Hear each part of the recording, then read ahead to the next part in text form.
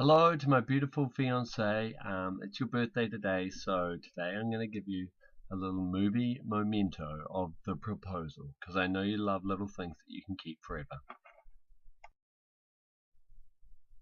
The first part of the story is the ring. 2.5 months before the proposal, I was looking for rings everywhere, and I just different sorts of rings here and there, but none of them really suited you or suited me, and I didn't really like them.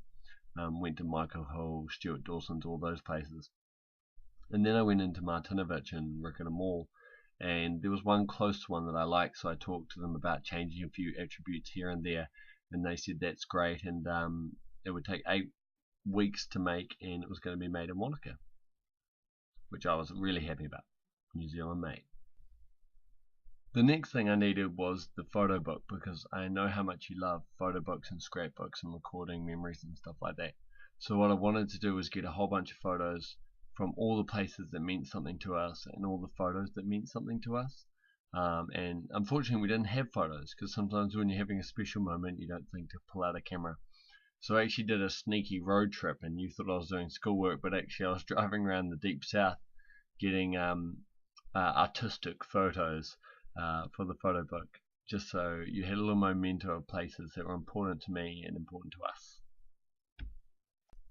When we first started dating, I suggested that we should hold off our first kiss until we were standing on a glacier, and that didn't come into fruition, but I knew that that was the perfect setup for asking you to marry me on a glacier. So the first thing I had to do was get you to Franz Josef, and you were in Queenstown, I was in Christchurch. So I gave you tickets and everything like that in a sealed envelope and said you could open it the night before to get to Franz Josef, but you didn't know what was going to happen once you got to Franz Josef. Now I wanted to take the train back from the west coast because we love trains ever since Tyree Gorge, so I had to bus to Franz Josef as well, and that, as we shall hear, caused trouble. Okay, so I'm busing to Greymouth with a very expensive ring in my bag that's on underneath the bus, and we stop in Arthur's Pass and we're told we've got 15 minutes to have a coffee. So I have a coffee, and then about 2 minutes to 10, which is when we were supposed to leave, I see the bus driver still drinking his coffee, so I pop into the toilet.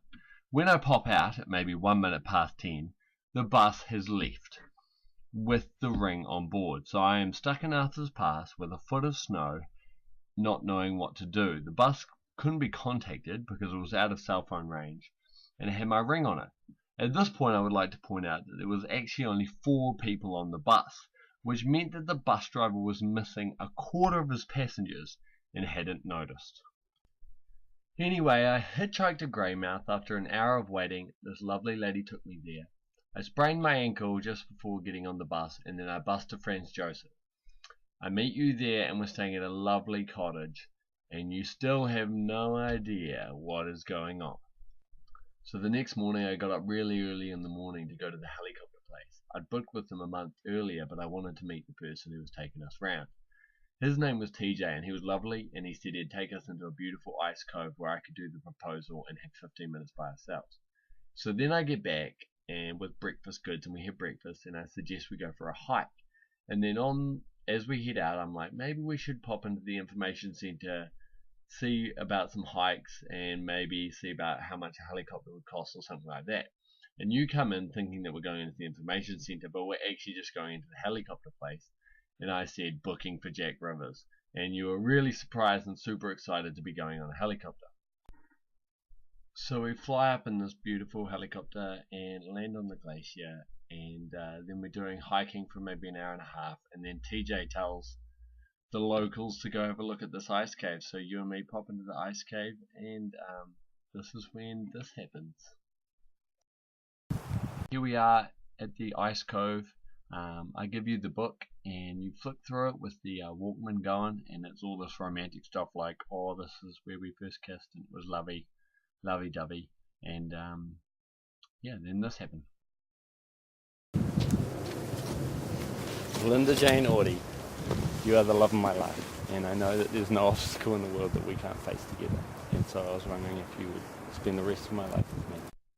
Hold up, sorry, what was that? Can't face together, and so I was wondering if you would spend the rest of my life with me. Did you miss that? I just said my life with me. Idiot. Anyway, here's her answer, despite that screw up.